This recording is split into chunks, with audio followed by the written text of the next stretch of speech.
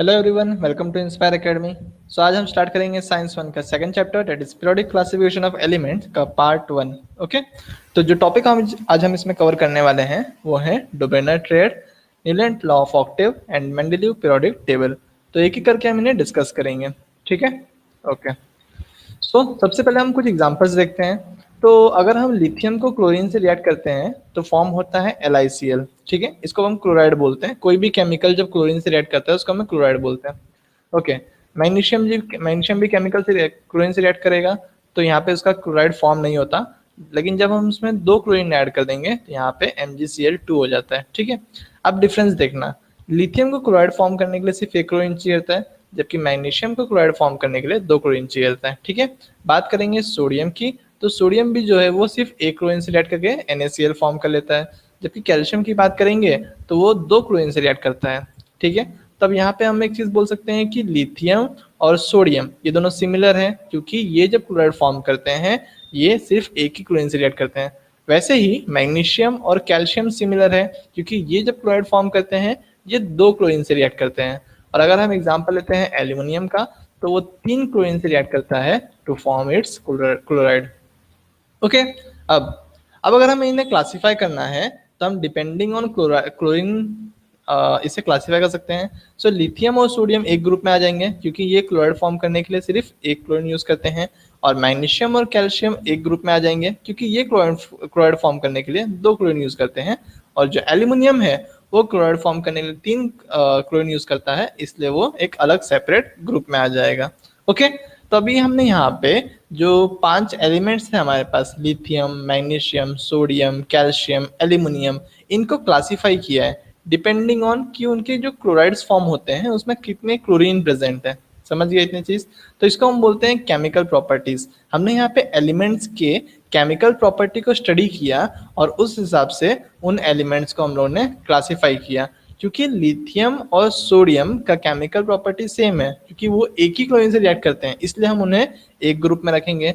और जब मैग्नीशियम और कैल्शियम का ही प्रॉपर्टी सेम है, क्योंकि वो दो क्लोरीन से रिएक्ट करते हैं, इसलिए हम लोगों ने उन्हें अलग ग्रुप में रखा, और एल्यूमिनियम को हमने उन्हें अलग ग्रुप में रखा। ठीक है, तो हम लोगों ने यहाँ पे क्लोराइड के हिसाब से एलिमेंट को क्लासिफाई किया।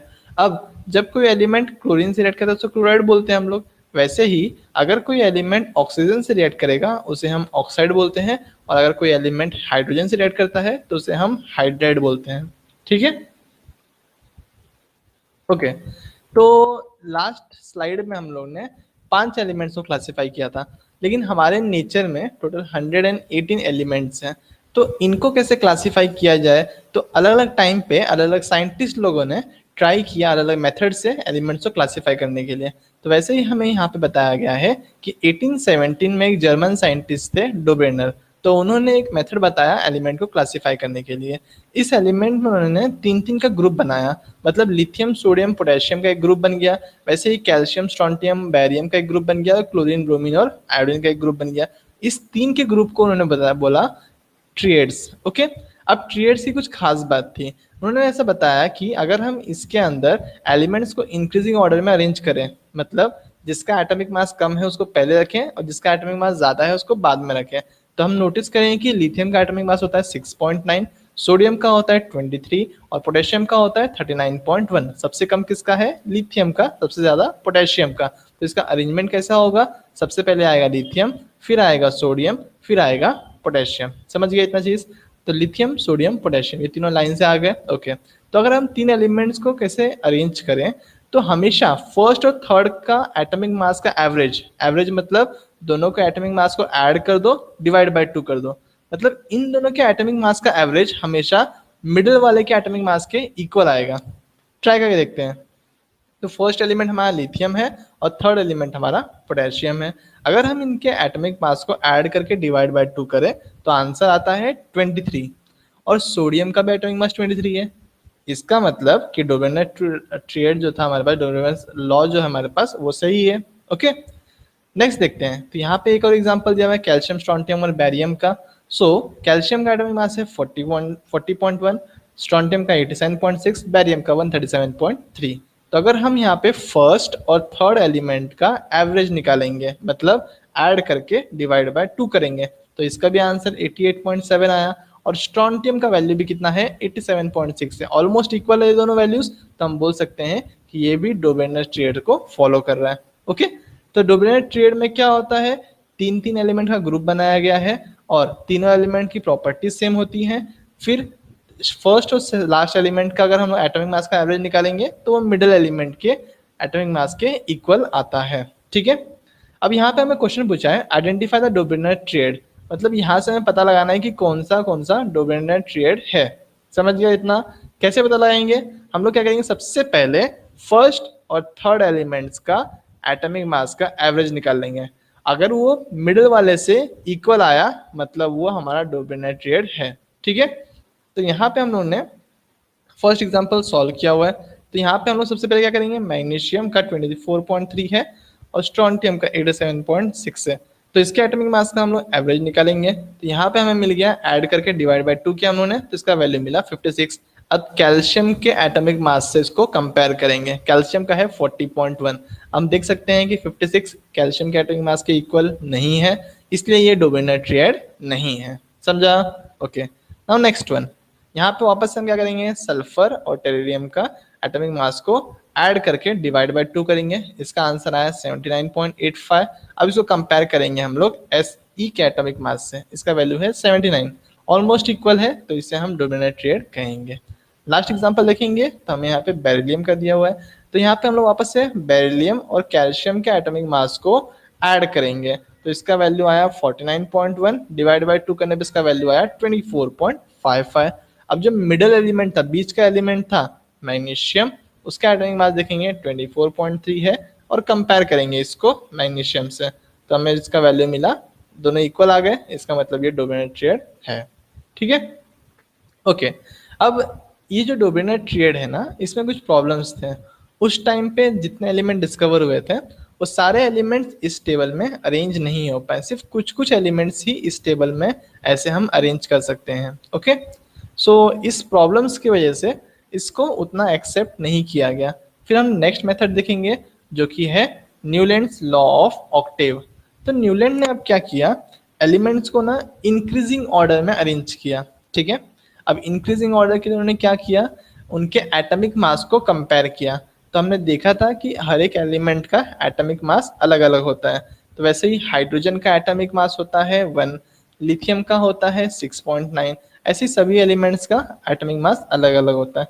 तो इनको इंक्रीजिंग ऑर्डर में अरेंज किया गया। इंक्रीजिंग ऑर्डर मतलब कम से ज्यादा में। तो सबसे कम एटॉमिक मास होता है हाइड्रोजन का, तो सबसे पहले हाइड्रोजन का रखा गया। उससे ज्यादा होता है लिथियम का, तो उसको आगे रखा गया। उससे ज्यादा होता है बेरिलियम को, तो उसको और आगे रखा गया। फिर बोरॉन को रखा गया। ऐसे एलिमेंट्स को आगे आगे अरेंज किए गए।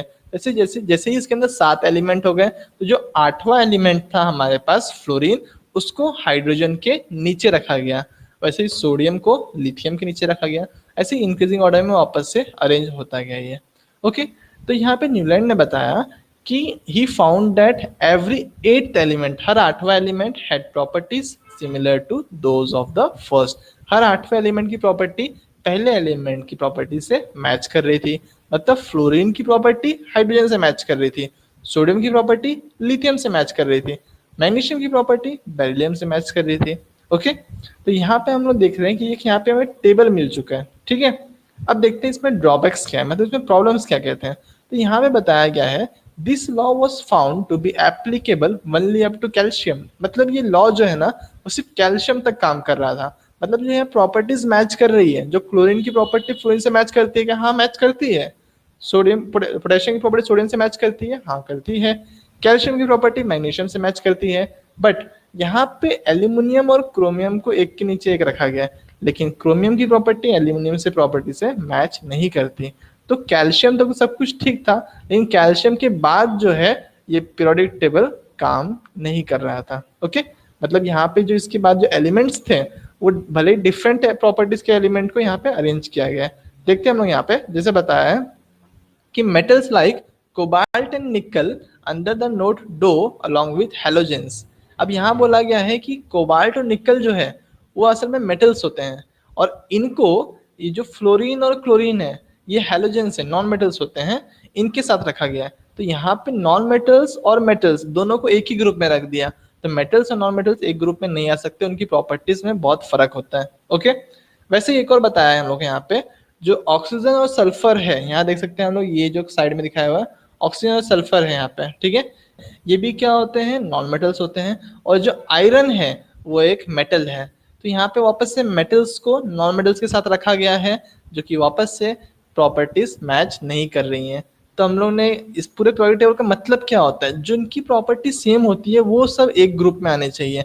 लेकिन यहाँ पे क्या हो रहा है कि यहाँ तक की प्रॉपर्टी तो सेम है, बट ये जो मेटल्स हैं उनको नॉन मेटल के साथ रख दिया, तो वापस से प्रॉपर्टी में फर्क आ रहा है। तो कैल्शियम तो सब कुछ ठीक था, लेकिन उसके बाद इसमें काफी सारे प्रॉब्लम्स थे। ओके, फिर इसमें एक और प्रॉब्लम है कि कुछ कुछ जगहों पे सिर्फ एक एलिमेंट रखा गया है, जबकि कुछ कुछ जगहों पे दो दो एलिमेंट रखे गए हैं। तो ये कहाँ पे एक एलिमेंट रखना है, कहाँ पे दो एलिमेंट रखना है, इसके बारे में भी कुछ क्लैरिटी नहीं था। तो इन सब रीजंस की वजह से इसको ज्यादा एक्सेप्ट नहीं किया गया। ठीक है, नेक्स्ट देखेंगे हम लोग मेंडेलीव पीरियोडिक टेबल। अब मेंडेलीव ने क्या बताया कि जो एलिमेंट्स हैं उनको वापस से हम इंक्रीजिंग ऑर्डर में ही रखेंगे। जैसे न्यूलैंड ने एटम्स को इंक्रीजिंग ऑर्डर में रखा था, वैसे ही मेंडेलीव ने भी एलिमेंट्स को इंक्रीजिंग ऑर्डर में ही रखा। बट न्यूलैंड ने क्या किया था कि हर 8वें एलिमेंट को पहले एलिमेंट के नीचे रखा था। तो ऐसा रेस्ट्रिक्शन मेंडेलीव ने अपने टेबल में नहीं रखा। मतलब जब तक प्रॉपर्टीज मैच नहीं करेगी तब तक हम उनको आगे आगे अरेंज करेंगे, और जब प्रॉपर्टी किसी एलिमेंट से मैच करेगी तभी उसके नीचे रखेंगे हम लोग। ओके, सो सबसे पहले हम यहाँ देख सकते हैं हाइड्रोजन आ गया, फिर आ गया लिथियम। अब लिथियम को मेंडेलीव फिर न्यूलैंड टेबल में हाइड्रोजन के आगे रखा गया था, बट यहाँ पे लिथियम को हाइड्रोजन के नीचे रखा गया है। ओके, फिर बेरिलियम को रखा गया, क्योंकि लिथियम और बेरिलियम की प्रॉपर्टी डिफरेंट थी। वैसे बोरॉन को आगे रखा गया, कार्बन को आगे रखा गया, नाइट्रोजन को आगे रखा गया, ऑक्सीजन को आगे रखा गया, फ्लोरीन को आगे रखा गया, और फिर जो नेक्स्ट एलिमेंट था सोडियम। ओके, अब सोडियम की प्रॉपर्टी लिथियम से मैच करी थी, इसलिए उसको लिथियम के नीचे रखा गया। वैसे ही वापस से एलिमेंट्स को आगे आगे अरेंज किया गया, और जब भी कोई एलिमेंट की प्रॉपर्टी पहले किसी एलिमेंट से मैच करती थी उसको उसके नीचे अरेंज कर देते हैं। ओके, तो ऐसे अरेंज करते करते यहाँ पे सबसे फर्स्ट टाइम किसी ने 63 एलिमेंट्स को टेबल में अरेंज किया। ओके, नाउ अब यहाँ बताया गया है कि इसको अरेंज करने के लिए मेंडेलीव ने एलिमेंट्स के केमिकल और फिजिकल प्रॉपर्टीज को स्टडी किया। केमिकल प्रॉपर्टीज में आया हाइड्राइड एंड ऑक्साइड। जैसे बताया था मैंने, जब भी कोई एलिमेंट क्लोरीन से रिएक्ट करता है तो इट फॉर्म्स क्लोराइड, जब भी कोई एलिमेंट हाइड्रोजन से रिएक्ट करता है तब उसे हाइड्राइड बोलते हैं, और जब कोई एलिमेंट ऑक्सीजन से रिएक्ट करता है तब उसे हम ऑक्साइड कहते हैं। तो इसी को बोलते हैं केमिकल प्रॉपर्टीज। तो ये टेबल बनाने के लिए मेंडेलीव ने उनकी केमिकल प्रॉपर्टीज को स्टडी किया और साथ में उनकी फिजिकल प्रॉपर्टी को भी स्टडी किया। मतलब एलिमेंट्स की मेल्टिंग पॉइंट कितना है, बॉइलिंग पॉइंट कितना है, डेंसिटी कितना है, इन सब की यूज करके मेंडेलीव ने ये लॉ बनाया था। और हमें यहाँ पे लॉ दिया हुआ है, properties of elements are periodic function of their atomic mass। मतलब एलिमेंट्स की जो प्रॉपर्टी होती है वो किस पे डिपेंड करती है, उनके एटॉमिक मास पे डिपेंड करती है। ओके, अब यहाँ क्या होता है, जो वर्टिकल कॉलम्स हैं, ये जो दिख रहे हैं यहाँ पे, ये जो वर्टिकल कॉलम हो गया ग्रुप, ये एक कॉलम हो गया, ये सेकंड कॉलम हो गया, ये थर्ड कॉलम हो गया, इस वर्टिकल कॉलम को बोला गया ग्रुप। तो इसके अंदर टोटल कितने ग्रुप्स हैं, group 1, group 2, group 3, group 4, group 5, group 6, group 7 and group 8। तो मेंडेलीव पीरियोडिक टेबल में टोटल 8 ग्रुप्स थे। ठीक है, और ये जो हॉरिजॉन्टल रोज हैं, ये जो ऐसे लाइंस हैं, तो इसके अंदर कितने लाइंस है टोटल, हॉरिजॉन्टल रोज कितने हैं, इसको बोलते हैं हम लोग पीरियड। ओके, तो 1 2 3 4 5 6 7 8 9 10 11 12 पीरियड्स इसके अंदर हमें दिख रहे हैं। ठीक है, ओके, नाउ अब इसके मेरिट्स क्या है। मेरिट्स मतलब इसमें कौन कौन सी अच्छी बात थी, कौन कौन सी ऐसी चीजें थी जो हम लोगों ने पहले के टेबल में हमें प्रॉब्लम दिखे थे। ओके, कैसे इस टेबल ने उस पहले के प्रॉब्लम्स को सॉल्व किए। ओके, इसके एडवांटेजेस क्या थे वो हम लोग यहाँ देखेंगे। सबसे पहले क्या होता है कि मेंडेलीव ने यहाँ पे एक चीज नोट किया कि अभी तक जो एलिमेंट डिस्कवर हुए हैं, अभी तक कुछ एलिमेंट ऐसे भी हो सकते हैं जो अभी तक डिस्कवर नहीं हुए हैं, तो फिर इनको टेबल में कैसे रखा जाए। तो यहाँ पे मेंडेलीव ने क्या किया कि जो जो एलिमेंट डिस्कवर नहीं हुए थे, मतलब देखो अगर हमारे पास एक एलिमेंट है पोटेशियम, ठीक है, अब पोटेशियम क्या हमारे पास नेक्स्ट एलिमेंट था कैल्शियम, तो कैल्शियम को यहाँ पे रखा गया क्योंकि उसकी प्रॉपर्टी मैग्नीशियम से मैच कर रही थी। अब नेक्स्ट हमारे पास है टिटेनियम। अब टिटेनियम जो एलिमेंट है उसको हमें अरेंज करना चाहिए था एल्यूमिनियम के नीचे, बट टिटेनियम की प्रॉपर्टी एल्यूमिनियम से मैच नहीं कर रही थी। तो ऐसा नहीं था कि यहाँ पे जबरदस्ती का टेबल के नीचे टिटेनियम डाल दिया। मेंडलीव ने सोचा कि हो सकता है कि यहाँ पे जो एलिमेंट है वो अभी तक डिस्कवर नहीं हुआ है, वो फ्यूचर में डिस्कवर होगा। ठीक है, तो इस जगह को उन्होंने खाली छोड़ दिया और टिटेनियम की प्रॉपर्टी सिलिकॉन से मैच करती है, इसलिए उन्होंने सिलिकॉन के नीचे रखा। ओके, तो ऐसे ही हमें देखने मिल सकता है कि इस टेबल में कहीं कहीं पे वैकेंट स्पेस होते हैं, मतलब खाली जगह होती है, और उन्होंने बताया कि ये एलिमेंट्स आगे जाके फ्यूचर में डिस्कवर होंगे। ओके, और उनके कुछ प्रॉपर्टीज भी प्रिडिक्ट किए गए। ठीक है, नाउ और क्या बताया गया, atomic mass of some elements were revised, मतलब चेंज किए गए। मतलब कुछ एलिमेंट जैसे बेरिलियम है, वो पहले माना जाता था कि उसका एटॉमिक मास 14.09 है। बाद में जब ये पीरियोडिक टेबल बना तो इसके हिसाब से फिर उसको वापस से चेक किया गया तो मालूम पड़ा कि उसका एटॉमिक मास 9.4 था। Okay, Now, Mendeleev kept vacant places in the periodic table for elements not discovered. मतलब क्या है कि मेंडलीव को ये तो समझ गया था कि कुछ कुछ एलिमेंट अभी टेक्नोलॉजी उतना डेवलप नहीं हुई है, तो उस हिसाब से कुछ एलिमेंट अभी तक डिस्कवर नहीं हुए हैं, कुछ एलिमेंट फ्यूचर में डिस्कवर होंगे, तो उस हिसाब से एलिमेंट्स कुछ जगह कुछ वैकेंट स्पेस इसमें रखे गए हैं। नाउ इसमें एक और थोड़ा सा प्रॉब्लम था कि there was no place reserve for noble gas. Noble gas क्या होते हैं, जैसे मैं बताया था कि हीलियम, नियॉन, आर्गन, इनको नोबल गैस बोलते हैं क्योंकि ये किसी से रिएक्ट नहीं करते हैं। बट प्रॉब्लम क्या था ना, जब मेंडलीव ने ये टेबल बनाया उस टाइम तक ये डिस्कवर ही नहीं हुए थे नोबल गैस। अब जब नोबल गैस के बारे में मेंडलीव को पता ही नहीं है तो वो इसको अरेंज कैसे करेंगे, तो यहाँ पे कुछ जगह ही नहीं था नोबल गैस को अरेंज करने के लिए। बट बाद में जो अलग अलग दूसरे साइंटिस्ट थे उन्होंने क्या किया, यहाँ पे एक नया ग्रुप बना दिया, जीरो ग्रुप, और वहां पे उन्होंने वो नोबल गैस को अरेंज कर दिया। ओके, तो उतना ज्यादा प्रॉब्लम हुआ नहीं नोबल गैस की वजह से भी। ठीक है, नाउ अब डीमेरिट्स देखते हैं। डीमेरिट्स मतलब इस टेबल में प्रॉब्लम्स क्या कहते हैं। हमने देखा कि डोब्रेनर में प्रॉब्लम थे, मतलब कि वो सारे एलिमेंट्स उसमें क्लासीफाई नहीं हो पाए थे। हमने देखा कि न्यूलैंड्स के टेबल में भी प्रॉब्लम था कि कहीं कहीं पे एक एलिमेंट था, कहीं पे दो एलिमेंट थे। उसके बाद फिर वो सिर्फ कैल्शियम तक काम कर रहा था, उसके आगे ये प्रॉपर्टीज काम नहीं कर रही थी। उसके बाद फिर कहीं कहीं पे नॉन मेटल्स के साथ मेटल्स को रखा गया था, तो ये प्रॉब्लम्स थे न्यूलैंड के टेबल में। अब जो हमारे पास मेंडलीव पीरियोडिक टेबल है, इसमें भी कुछ प्रॉब्लम्स है क्या, वो हम यहाँ देखेंगे। तो सबसे पहले हमें दिया हुआ है the whole number atomic mass of the element cobalt and nickel is the same. अब हमें एक चीज नोटिस करेंगे यहाँ पे, देखो कोबाल्ट का एटॉमिक मास है 59 और निकल का भी एटॉमिक मास है 59। अब इसको देख के यहाँ पे कंफ्यूजन आ जाएगा क्योंकि हमने देखा था कि जिसका एटॉमिक मास कम होगा वो पहले आता है, जिसका एटॉमिक मास ज्यादा होगा वो बाद में आता है। लेकिन कोबाल्ट और निकल का एटॉमिक मास तो सेम है, तब किसको पहले रखेंगे और किसको बाद में रखेंगे, इसके ऊपर कंफ्यूजन आ गया। ठीक है, नाउ नेक्स्ट बताया गया है isotopes have the same chemical property but different atomic mass. So यहाँ पे एक बहुत बड़ी प्रॉब्लम आ गई। आइसोटोप्स हमने देखा था कि आइसोटोप्स का क्या होता है कि एटॉमिक मास जो होता है डिफरेंट होता है, लेकिन उनकी केमिकल प्रॉपर्टी सेम होती है। अब यहाँ पे एटॉमिक मास अगर अलग है तो वो हम लोग को उसको अलग अलग जगह पे रखते हैं। हमने देख सकते हैं यहाँ पे बेरिलियम और बोरॉन का एटॉमिक मास अलग है, तो ये दोनों अलग अलग ग्रुप में आते हैं। वैसे अगर आइसोटोप्स का अगर हम एटॉमिक मास कंसिडर करेंगे तो वो भी तो अलग अलग ग्रुप में आना चाहिए, लेकिन उनकी प्रॉपर्टीज तो सेम है, इसलिए सेम ग्रुप में आना चाहिए। तो यहाँ पे एक और कंफ्यूजन आ गया, आइसोटोप को रखे कहाँ पे, कि उनको सेम ग्रुप में रखें या फिर डिफरेंट ग्रुप में रखें। ठीक है, now it was not possible therefore to predict the how many elements could be discovered between two heavy element।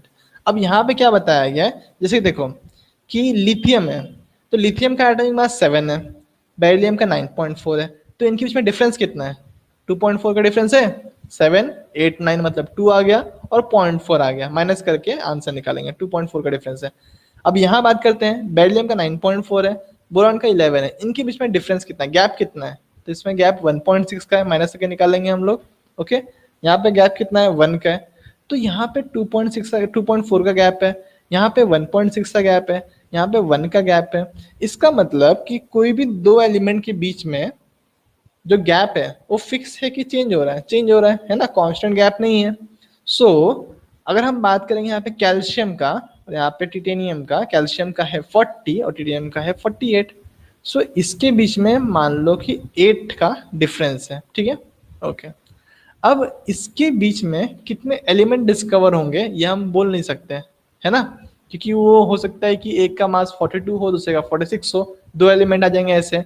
हो सकता है कि उसका मास 44 हो तो एक ही एलिमेंट आएगा।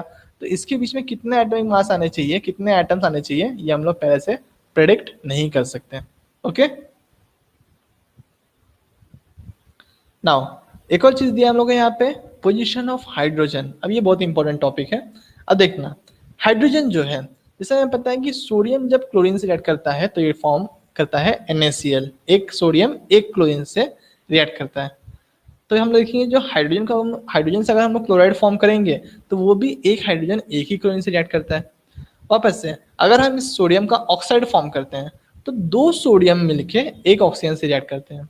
वैसे ही हम लोग अगर हाइड्रोजन से ऑक्साइड फॉर्म करते हैं तो दो हाइड्रोजन मिलके ऑक्सीजन से रिएक्ट करते हैं। अगर हम यहाँ पे सोडियम से सल्फाइड फॉर्म करेंगे तो दो सोडियम की जरूरत पड़ती है, और वैसे हम लोग हाइड्रोजन से सल्फाइड फॉर्म करेंगे तो यहाँ भी दो हाइड्रोजन की जरूरत पड़ती है। तो हम यहाँ पे एक चीज नोटिस करेंगे कि हाइड्रोजन जो है वो सोडियम की तरह ही रिएक्ट कर रहा है। जैसे सोडियम को यहाँ पे क्लोराइड के लिए एक सोडियम चाहिए था, वैसे हाइड्रोजन को भी एक हाइड्रोजन चाहिए। तो यहाँ पे जो प्रॉपर्टीज है, हाइड्रोजन और सोडियम की प्रॉपर्टी सेम है, मतलब हाइड्रोजन को हमें फर्स्ट ग्रुप में रखना चाहिए सोडियम के साथ। अब बात करते हैं हम लोग 17 ग्रुप की। जिसे हमें पता है कि क्लोरीन जो है वो Cl2 फॉर्म करता है, तो वैसे हाइड्रोजन भी H2 फॉर्म करता है। और हम यहाँ देखेंगे जो सोडियम है, जब मतलब जो क्लोरीन है जब सोडियम से रिएक्ट करता है तो एक सोडियम एक क्लोरीन से रिएक्ट करता है। वैसे ही हाइड्रोजन जब सोडियम से रिएक्ट करता है तो एक हाइड्रोजन एक सोडियम से रिएक्ट कर रहा है। वैसे हम यहाँ नोटिस करेंगे जब क्लोरीन हमारा कार्बन से रिएक्ट कर रहा है तो एक कार्बन चार क्लोरीन से रिएक्ट करता है। वैसे ही हाइड्रोजन जब हमारा कार्बन से रिएक्ट कर रहा है तो एक कार्बन चार हाइड्रोजन से रिएक्ट कर रहा है। तो यहाँ पे हम देखेंगे अब हाइड्रोजन जो है वो क्लोरीन जैसा बिहेव कर रहा है। तो हाइड्रोजन की काफी सारी प्रॉपर्टीज सोडियम से मैच करती है, और वैसे ही हाइड्रोजन की काफी सारी प्रॉपर्टीज क्लोरीन से ही मैच करती है। तो अभी इसमें कंफ्यूजन है कि हाइड्रोजन को कहाँ रखा जाए, फर्स्ट ग्रुप में रखा जाए या फिर फर्स्ट ग्रुप मतलब एल्कलीन मेटल के साथ रखा जाए, या फिर सेवेंथ ग्रुप मतलब हैलोजन के साथ रखा जाए। तो इस कंफ्यूजन की वजह से पोजीशन ऑफ हाइड्रोजन जो है वो भी फिक्स नहीं है। ओके, नाउ तो फटाफट इस लेक्चर को समराइज कर लेते हैं हम लोग। तो सबसे पहले हमने देखा डोबेनेट ट्रिएड के बारे में, क्योंकि कुछ बहुत सारे प्रॉब्लम्स थे। फिर हमने न्यूलैंड्स लॉ ऑफ ऑक्टेव देखा। हमने देखा कि प्रॉपर्टी ऑफ एट एलिमेंट जो होता है वो फर्स्ट एलिमेंट के सिमिलर होता है। फिर हमने देखा कि मेंडलीव पीरियोडिक टेबल काफी ज्यादा सक्सेसफुल था ये। Properties are periodic function of atomic mass. Atomic mass बहुत इंपॉर्टेंट है, उनको अगर हम लोग increasing order of atomic mass के हिसाब से अरेंज करेंगे तो फिर एलिमेंट्स जो है वो अपनी प्रॉपर्टीज रिपीट करते हैं। और फिर हमने देखा कि मेरिट्स और डीमेरिट्स क्या थे, मतलब क्या क्या एडवांटेजेस थे और क्या क्या डिसएडवांटेजेस थे मेंडलीव पीरियोडिक टेबल के। Okay, that's it for today.